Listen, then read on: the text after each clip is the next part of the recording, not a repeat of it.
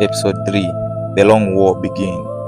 Time passed, humans multiplied across the ages, and Lucifer watched every single one of them. God never stopped pursuing his people. He said, I will send voices to guide them back.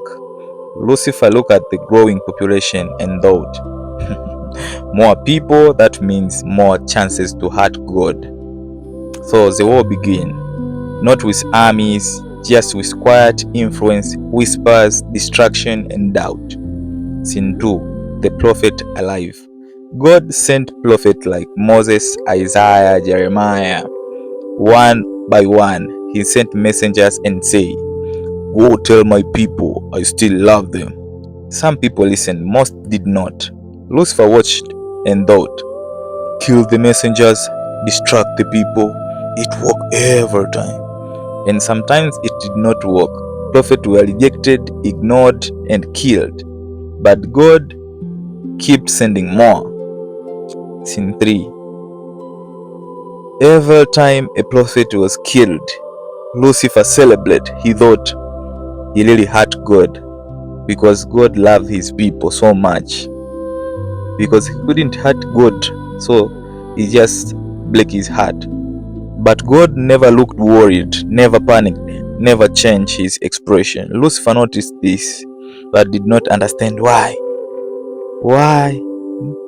What he did not know was that every time a prophet who dies simply moves safely into God's hands. You cannot permanently remove a piece that belongs to God. Scene 4. God said quietly, It is time. Rumors spread. Something was coming, something different from all the prophets before. Lucifer heard the rumors and looked around. He saw a young woman, a small town, a manga, a baby. He laughed and said, This is his plan. A baby?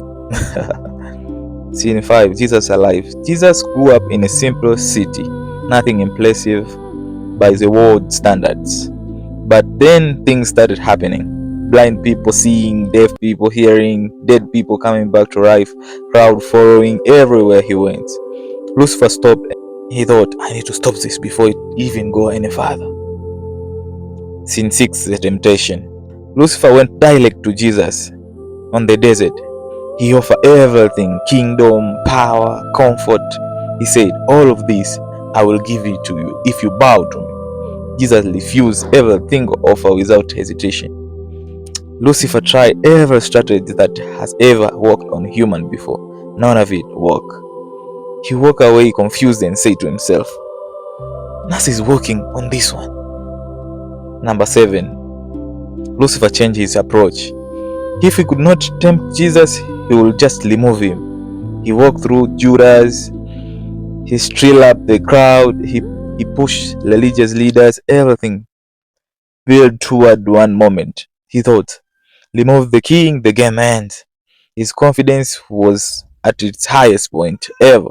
He said to himself, finally, checkmate. Scene 8.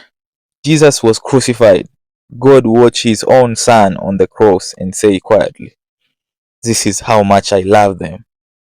Lucifer watched Jesus take his last breath and celebrate loudly. All his angels celebrate with him. He shouted, It is finished. I win.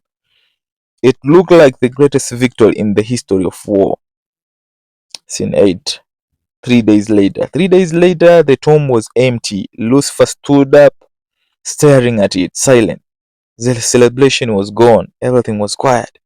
Then slowly, realization hit him. He whispered, "Ah, he sacrificed his king to save the pawns?"